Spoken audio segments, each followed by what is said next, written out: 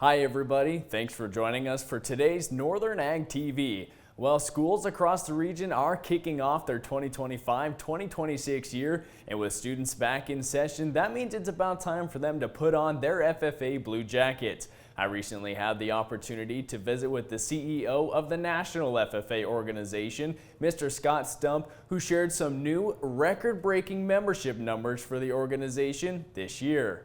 We went up from 1,030,000 FFA members nationwide to 1,042,245 young people across this nation that are, developing their potential for career leadership, personal growth, and career success under the wise tutelage of their FFA advisors and local agri-science instructors.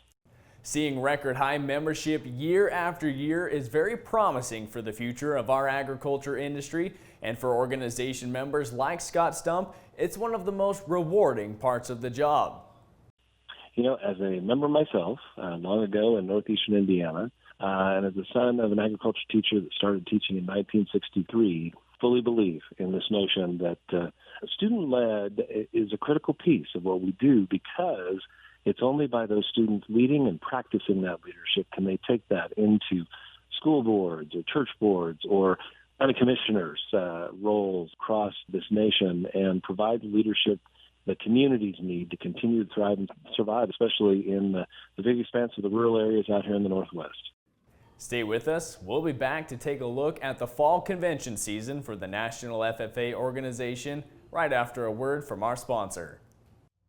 From the beginning, we've worked closely with farmers. BNSF's ties to the agricultural community go back 175 years.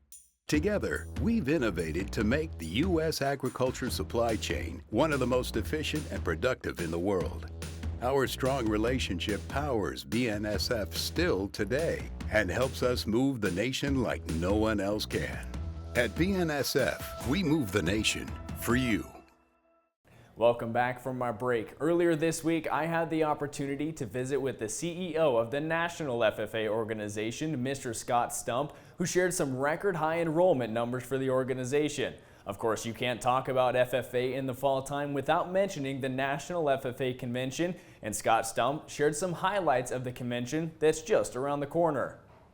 We will gather, between 70 and 71,000. We've got a record number of students and teams that have been declared to come and compete in our career development and leadership development events, like I know many of your listeners probably were a part of. Livestock judging, prepared public speaking, agronomy.